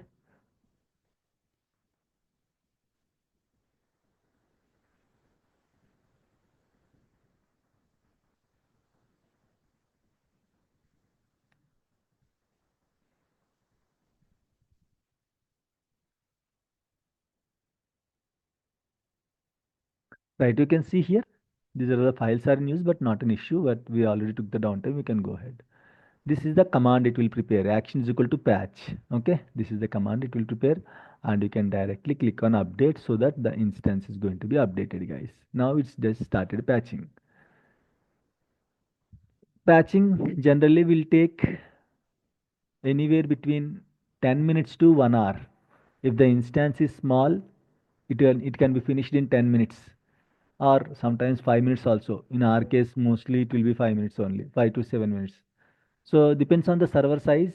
If it is small server, okay, it will take up to 10 minutes. If it is big server, it will take 15 minutes, 20 minutes, 30 minutes, 45 minutes also it will take, sometimes even 50 minutes, 1 hour also it will take to complete the patching.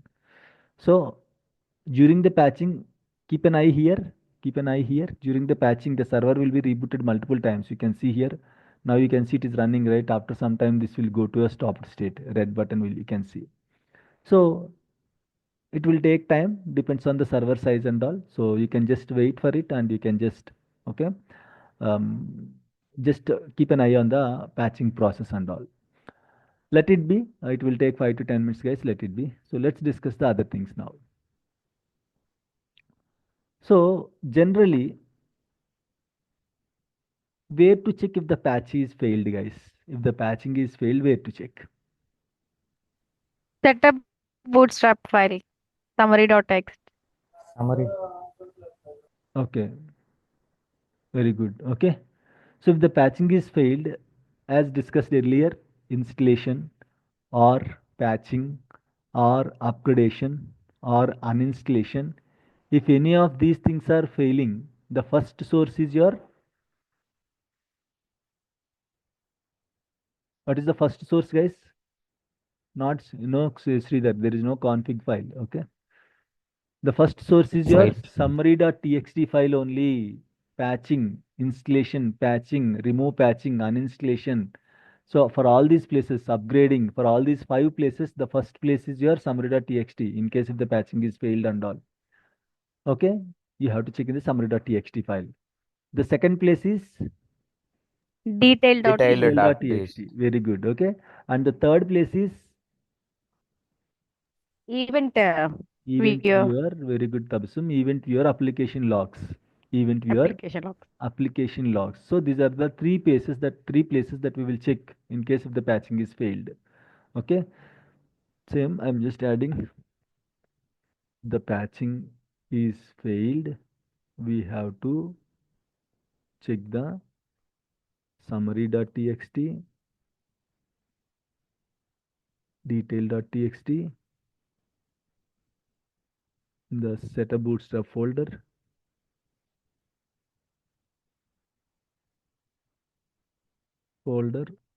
and also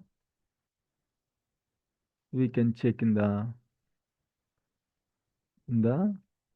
event viewer, application logs.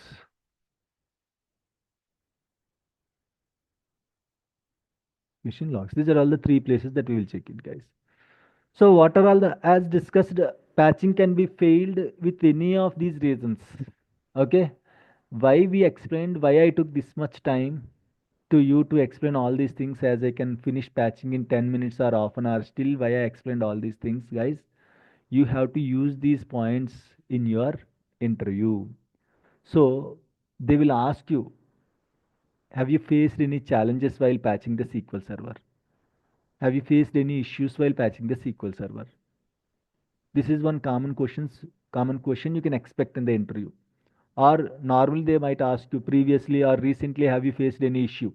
Not only on patching, recently have you faced any issue?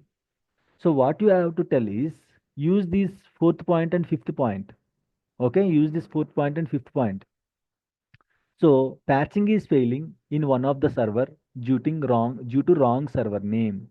Tell them you only create like a director, how he will narrate and how he will create the problem, how he will fix the issue. Like that, you only, as you know the solution, you only create it, you only narrate it. Okay. Yes, recently I faced an issue with the patching. One of the server, the patching is failed due to the wrong server name. I checked the summary.txt file, detail.txt file, and even your application logs also. Okay, so then I came to know that there I didn't find anything. This information you don't see in those things, in those summary.txt and all. So later, while doing the health checks, I came to know that the Object Explorer server name and the query result server name both are showing different. In the Object Explorer, it is showing a different server name. In the selected server name output, it is showing a different server name. So seems Windows team changed the server name, but they did not inform to DBA team. So because of that, the patching is failing. So later I dropped the server name and recreated the server name. So, and again I reinitiated the patching, which was successful.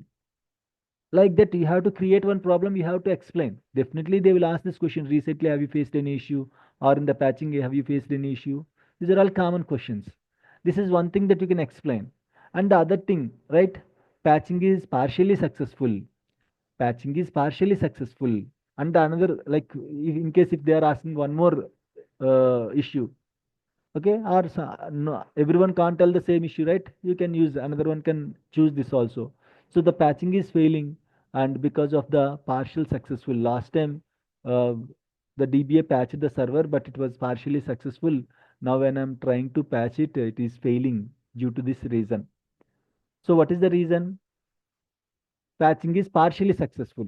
Okay, so in case if the patching is partially successful, what you have to do, guys, you have to remove the old patch and you have to apply the new patch. Okay, you have to remove the old patch and again you have to patch with the latest update. For example, now this is CU30, right? So in case someone applied CU20 on SQL Server 2019, which was not completely successful, it won't allow you, until you fix that issue, it won't allow you to apply any of the patches. If CU20 is failed or partially successful, until the issue is going to be fixed, you cannot apply CU30 or any latest release. So patching is partially successful. So while patching, I got this issue. Some of the components are successfully patched, but some of the components are not patched successfully. So this is the issue. Then I just checked the logs, summary.txt, event your application logs and all. Then what I did is I removed the old patch and I again applied the new patch, which is successfully fixed the issue. This reason also you can tell. Okay, like this we have many reasons. Our patching is failing due to there is a less free space in the C drive. So when I am patching the SQL server, so one of the patch is like failed, and I checked the summary.txt file, detail.txt file. Later while doing the health checks, I came to know that there is less free space in the C drive. So because of that, patching is failed. I requested Windows team, they added some C drives, they added some free space to the C drive. Then I reinitiated the patching, which was successful next time. So like that you can explain. You can create your own issues and you can explain, guys. You will not get these things in the internet and all. Okay, so these are all that's why I explained all these points, so that if we discuss these points previously, now you will get a clear picture why we are discussing this. So because of any reason, patching can be failed. Because of this reason, less free space in the C drive, patching can be failed. Because of this reason, selected version because of this reason also patching can be failed. Because of this reason also patching can be failed. You can use any of the reasons. You can explain the same thing in the interview, so that he will get an impression that yes, he worked, okay, real time, he has an exposure to the real time and all. Clear, guys? That's why I explained all these things to you. Otherwise, no need to spend this much time. You can do this, do this, check this, like that we can go ahead and we can proceed. But if you are learning completely, so that you'll get a confidence and you can even answer the real time questions also. Clear? Any questions, any doubts, guys? Yeah, Shanmugh, I have one more question regarding Yeah, these come. errors, why the patching will be failed. But most of the cases we can see like exception MSI, error, MSI. MSI files. I'll tell you. I'll tell you. That also will be discussed. Okay. Yeah. Okay, guys. Any other questions? Are we good, guys? Okay, see here. One or more affected files have operations pending. You must restart. See, after patching also you have to restart and click OK. Now make sure all the components, see all the components from first to last, every component is successfully patched or not. Okay, your individual components and your shared components also will be there. All the components successfully patched or not, you have to check it, guys. All the components are successfully patched or not. If any of the component is failed out of these many components, then again you have to apply patches, or again you have to remove patch and you have to reapply the patches. How to remove, I'll tell you. Okay, how to remove a patch, I'll tell you. So this is how you have to verify whether patching is successful or not. And this is the summary.txt file. You can just click on it. You can also see passed but not reboot, reboot required, passed but reboot required. So you can see, guys, so now it was successfully patched. You can just go and check, and once this is, like, if it is patched, no need to check the summary.txt file. So you can see here itself whether all components are patched or not successfully. So in this way you can verify whether patch is successfully finished or not. Okay, once done, what you have to do, guys, earlier it is showing 2000, right? As patching is completed successfully, just refresh it now. You can see the latest update 4415.2. And this is still, we didn't patch this, right? You can still see this. This is with the same level 15.0.2000.5 only. Okay, as we did not patch this instance. As we have patched this instance, it was changed to the latest update 4415. And if you go and run the select at version, earlier you can see only RTM, right? Now you can see RTM-cu30. So in this way, if the server is patched, you can see in this way, you can you can verify in this way, guys. Clear? How to verify whether patching is successful or not. Is it clear, guys? Everyone? Clear. Any other question? So you have to refresh here in the Object Explorer. You have to check in the Object Explorer. You have to also check the query results. Select at version. Both should be same. So now it was applied. See if you 4415.2, and if you expand this, you can also see 15.0.4415.2. So in this way, you can verify whether patching is successful or not, guys. Okay. Yeah. So other than these errors, whatever we discussed, other than those errors, we'll also get an error called missing MSI and MSP errors. Missing MSI and MSP errors. So as I said earlier, patching is nothing but replacing the old files with the new files. Okay, missing .msi and .msp errors. MSI Microsoft installer files, MSP Microsoft patch files, MSI and MSP error.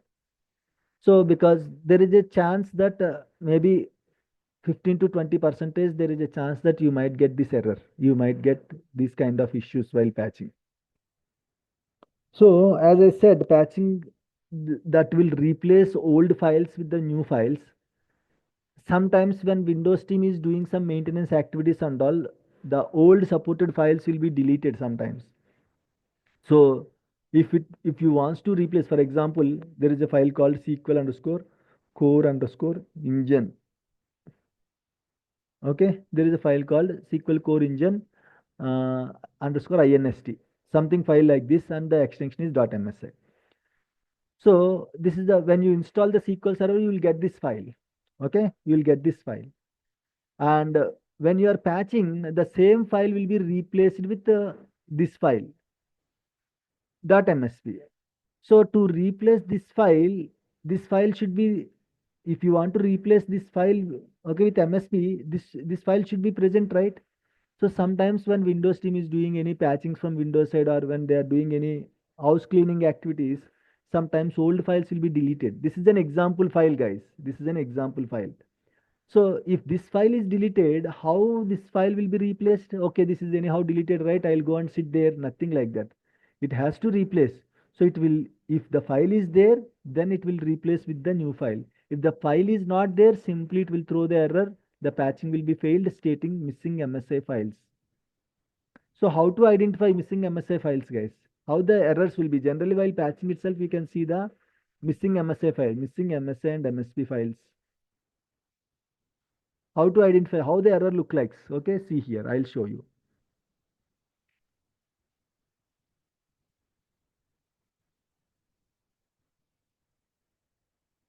See, okay, the cached MSI, see Windows installer. For every file, there is a rename of the file, guys. Is missing. Its original file is SQL Engine Core inst.msi, and it was installed for product SQL Server 2016 database engine services from so and so path. Okay, and to resolve this problem, recover the missing file from the installation media and start setup again. Like this, you'll get an error in case if any files are missing, guys. If any files are missing, like this, you'll get an error. See here in this scenario, SQL underscore rs.msi file. Okay, this you can get it in the SQL Server 2008 SP1. It will tell you where it is. Okay, from where you will get it, it will tell you, guys. Directly, it will tell you the path and all. In multiple ways, we can fix this missing MS and MSP file issues. One is in the error itself, it will tell you where exactly. Okay, 1 minute. Huh?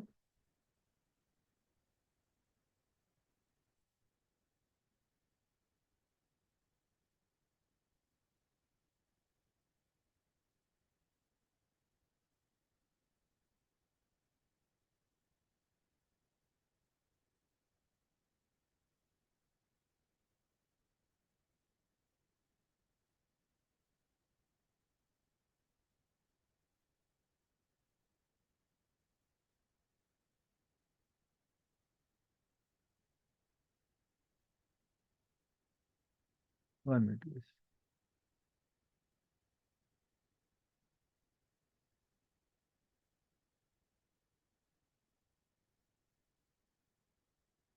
Okay. So in the error itself, it will tell you where exactly the file is there. Okay, you can directly go to that particular file and you can replace the file. In multiple ways, we can fix it, guys. One way is go to the installation media. See here, it is clearly going to show you from where you can get it, the file, get the file and all. Go to that installation media, whether it can be a SQL Server software setup file, or it can be any service pack, or it can be any cumulative update. It will tell you where exactly it is in the error itself. Go to that and you can try to copy paste the file, okay, in the C Windows installer. That is one way. Or you can also copy paste the, see, this is SQL Server 2000, right? So go to any other SQL Server 2019 server, any other 2019 machine, go to the path, C Windows installer. There, let me show you. C Windows installer directly you cannot see. Okay, you can only see using command prompt only. I mean to say, using run only you can see. See, these are all the files. Okay, these are all the files. For some of them, see, these are not only SQL related files, some of them are related to other softwares also. So now what you have to do, go to the other server with the same configuration, copy the file, right click copy, and go to the affected server and go to this path and just paste it, guys. How simple it is. See, the file name also you can see here, 274a15.msi. So go to any other server with the same configuration. In other machines, SQL Server 2019 will be there, right? So go to any other server with the same configuration. Go to C Windows installer. Search for the file. Which file? See 27A, something like that. Go to search for that particular file. Copy this file. Go to the target server, the affected server. Paste it in the C Windows installer and reinitiate the patching. It will be successful. This is one way. This is one way. This is like manually doing the issue. But there is a challenge with this method. What is the challenge? If we have multiple files are missing, sometimes one file can be missed, sometimes two, sometimes three, sometimes 20 files will be missed if it is old server. So copying is difficult thing. The same thing we can do it using Microsoft tool called Fix Missing MSI. Fix Missing MSI tool from Microsoft, guys. Microsoft introduced this tool. So using this tool, we can download it like this. It look likes, okay, it look likes in the same way. Let me show you. And this is how it look likes. Yeah, this is a small tool like a CPU Z to find the CPU related information and all. This you can just download the tool and you can copy the tool to the the server, which server you are getting issues. Copy the tool to the server like a antivirus. How you will scan it? Open the tool, scan it. It will tell you how many missing files are there. Okay, so here you can see file find fix and all. And if you click on the fix tab, you can see scan option. If you click on the scan, find, if you click on the scan, it will scan all the files and it will tell you any missing files are there. See, here are the files SQL underscore is. Let me do one thing. Any image is there? Let me, the image is not clear.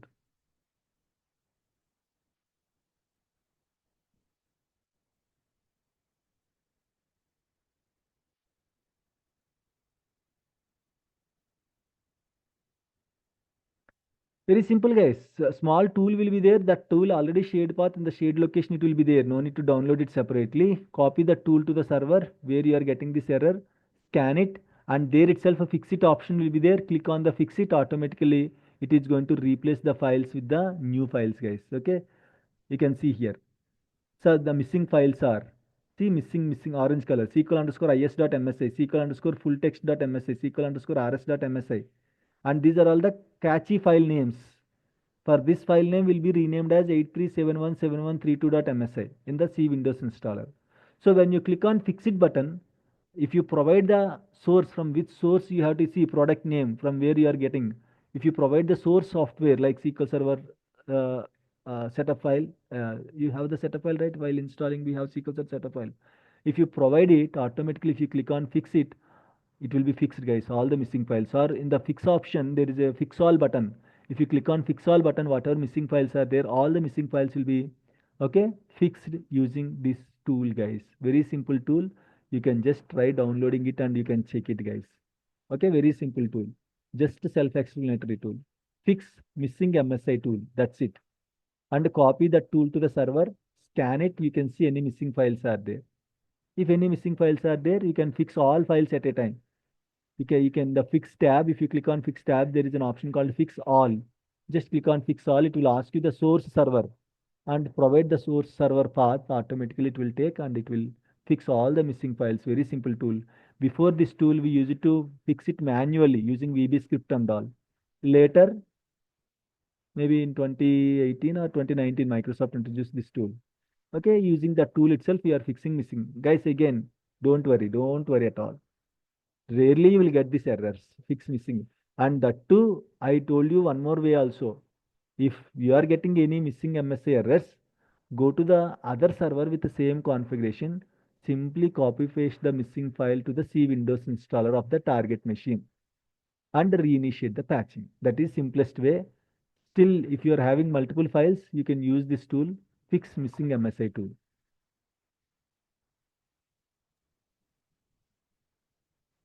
Okay, so that's how you have to fix the missing files issues, guys.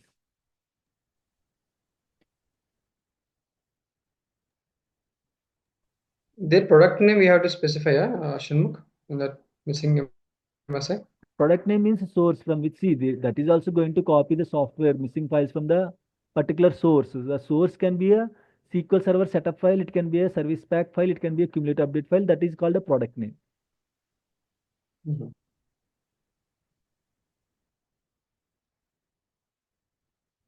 So Samuk, the fix tool will automatically install the missing Hmm. MSI files Yes, it will do that. from there. It will copy. No. Vivek అమ్మ ఎక్కడ వచ్చి తీసుకొచ్చి నా line ring తీసుకొచ్చి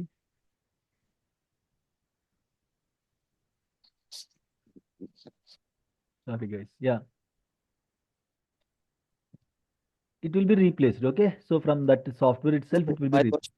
My question is this: from where it will replace the missing MSI file?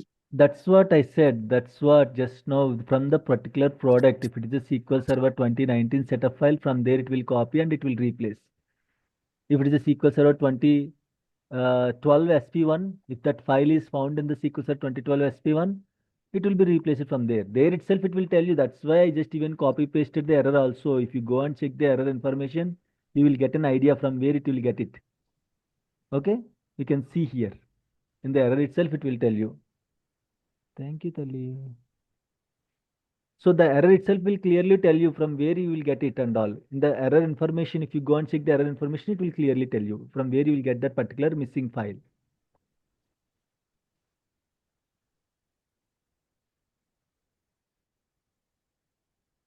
Mhm. Okay. Actually, I'm not understanding fix missing tools usage. Just to go and check the recording again. Okay. And come back to me, Harshankar. Guys, nothing to worry. It's a very simple tools. As I said, I gave you two options to fix it. One is in the error information itself, it will tell you what is the file name is missing. The first option is, you know, right, other servers. We are not handling only one server. We have other servers also. Go to the other server with the same SQL 2019 configuration. Go to this path, search for this file 274A15. This is an example. This is an example. In your case, if any error is there, you might get a different file. So go to the same path, copy the file, just paste it in the tag. For example, we have server A, server B. Server A, we are getting an issue, missing MSA file. You will get this error, right? Correct? Any such kind of error, you will get it right. Hari, this you can see this error right while patching itself. It will show you the same error. Clearly, it will show you the error. Yeah, Samuk, I can understand this, but I'm talking about the missing tools. I mean That's what software. you can. That's what. Just download it and you will get it. Just download it and install it once. You can see. If possible, I'll try to show you. Maybe if I have some free time, I'll try to show you. It's not a big tool and all. Very simple tool. Even installation also won't take just 2 minutes, 1 minute or 2 minutes. It will take. Just you can open the setup file. You can just check it. Okay, you will get an idea. So either you can fix in this way, or you can use the tool also. Why we will use tool? If we have multiple files, if one file, two files, no need to install the tool. Simply you can copy paste from any of the other servers. If we have multiple files like 5 files, 10 files, that is very rarest of the rare case. Okay, generally out of 100 servers, if you patch 100 servers, if you patch 2 or 3 servers, you might get missing MSA MSP files. That too if it is old servers. Out of 2 3 servers also, 1 or 2 files will be missed. Yeah, thank you, Radha. 1 or 2 files will be missed. That can be replaced easily. So rarest of the rare cases only you will use fixing tool, fix missing MSA tool. Yeah, Shanmukh. Yeah, Sridhar. Yeah. Um, Actually, before doing this activity, right, that is a critical database, then we need to check all these things before, right? So, It is yeah, good my question to is very that, good point. See, very good point. You can even also yeah, check this any missing files are there before itself. That is also one checklist. Some people see that is a rare scenario. That's why they don't add this into the checklist.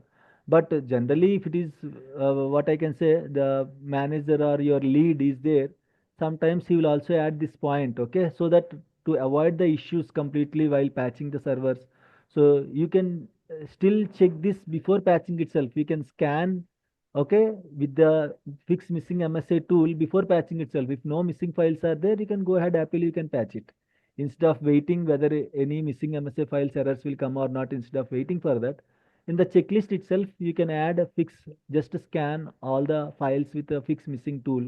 You can add this, Sridhar. Yes, that also in some of the companies, they will, that is the part of the checklist.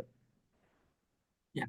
And another question is that in case they didn't allow to install any extra tools, official tools also they didn't allow. Hmm. That case, these are the MSI MSP files will appear after uh, No. final step only, right? No. Not after final step. Because before one day, No, my plan is that before one day, Sridhar, I will go to end.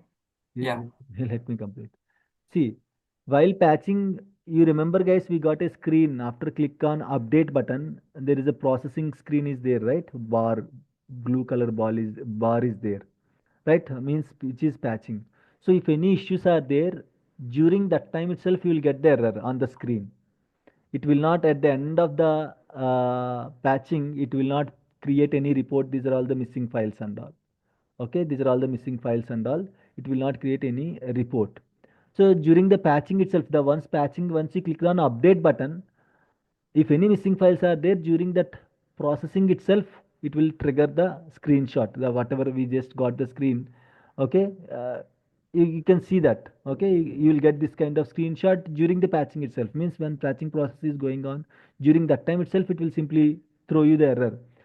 The problem is it will simply throw you the error for only one missing file. If you fix that, if you copy the missing file and again if you reinitiate it, if any second missing file is there, again after initiating that, again it will throw you one more error second time. Are you getting the point, guys? Generally, if one file is missing, automatically while patching the sequencer itself, you will get this error.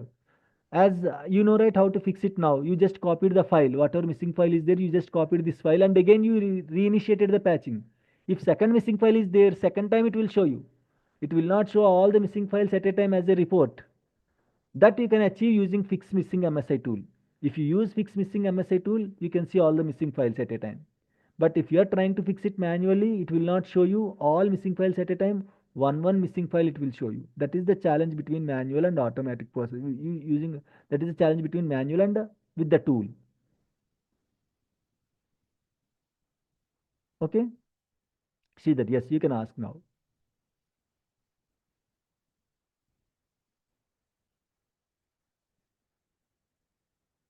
Yes, see that you are in mute.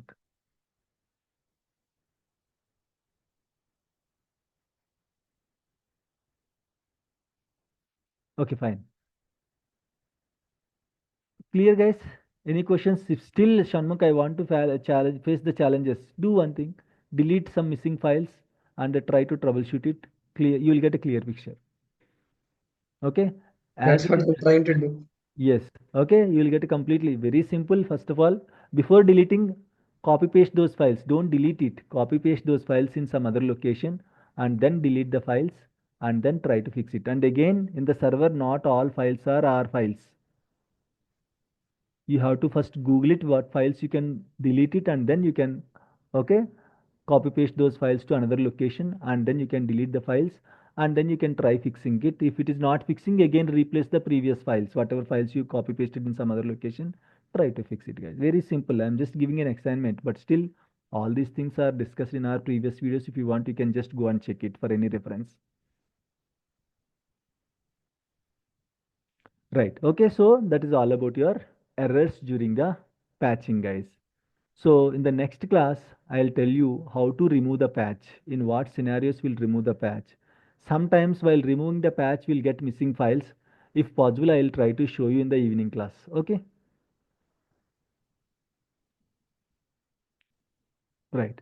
So, okay, guys, that's it for now. We'll connect in the evening at 7 p.m. IST. Thank you all. And for US people, tomorrow morning, 8:30 EST. Thank you, guys. Bye. Thank you. Okay, Thank thanks, you. sir. Thank you. Thank you. Thank you. Thank you, guys.